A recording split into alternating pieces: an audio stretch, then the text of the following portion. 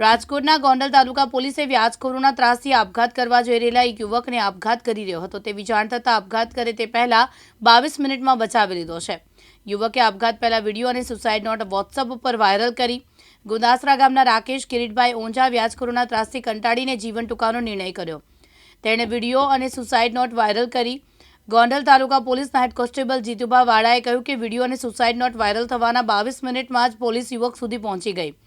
ગોંડલ તાલુકાના પીઆઈ એડી પરમાર અને તેમની ટીમ ભુણાવા નજીક એક ખાનગી કંપનીમાં રહેલા રાકેશ ઓઝા સુધી પહોંચી ગઈ। ટીમ પોલીસને જોઈને સ્ટેશને લવાયો। પૂછપરછમાં જાણવા મળ્યું કે રાકેશે 4 વર્ષ પહેલા સાપર વેરાવળના ચિરાગભાઈ ગોડાસરા પાસેથી 30% વ્યાજે 2 લાખ લીધા હતા। રાજકોટના શક્તિસિંહ ચાવડા પાસેથી 5% વ્યાજે 1 લાખ અને ગુંદાસરાના કેતનભાઈ મહેતા પાસેથી 10% વ્યાજે 40,000 લીધા હતા। આ લોકો તેમને સતત માનસિક ત્રાસ આપતા હતા। પોલીસે રાજકોટના શક્તિસિંહ ચાવડા અને ગુંદાસરાના કેતનભાઈ મહેતા સામે ગુજરાત નાણાં ધીરનાર કરનારાઓ બાબતના અધિનિયમ હેઠળ કેસ નોંધ્યો છે અને આરોપીઓની ધરપકડ કરવામાં આવી છે। હું રાકેશ ઓઝા ગુંદાસરામાં છેલ્લા 5 વર્ષથી રહું છું। હું માનસિક રીતે કંટાળી ગયો છું। મને વ્યાજવાળાના પ્રેશર આવે છે બહુ, એટલે હું હવે કંટાળીને સુસાઇડ કરવા જાઉં છું, કેમ કે હવે મારી પાસે કોઈ બીજો રસ્તો નથી। 3 વ્યક્તિ છે જેને હું વ્યાજ ભરીને થાકી ગયો છું, છતાં મને ધાપ ધમકી મારા ભાઈને તથા મારા પરિવારને હાલતા ચાલતા ફોન કરી હેરાન કરે છે અને ધમકી આપે છે। તો હું હવે કંટાળી ગયો છું બધી રીતે। તો હું હવે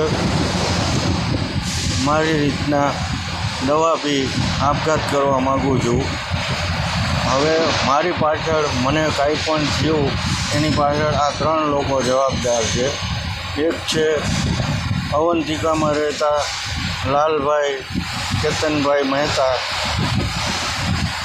અને બીજા શક્તિભાઈ ચાવડા, જેની પાસે મેં મારું મકાનની ફાઇલ ગીરવી મૂકેલી હતી અને 7 લાખ રૂપિયા લીધેલા હતા, એમાંથી 6 લાખ રૂપિયા ચૂકવી દીધા અને લાખ રૂપિયો બાકી હતું એનું 5% લેખે 90,000 રૂપિયા મેં વ્યાજ ચૂકવી દીધેલું છે।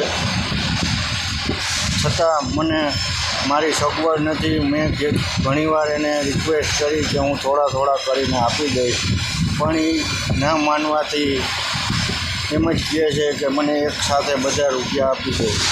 પછી ત્રીજા છે ચિરાગભાઈ ગોડાસરા, જે વેરાવળ ગામમાં રહે છે।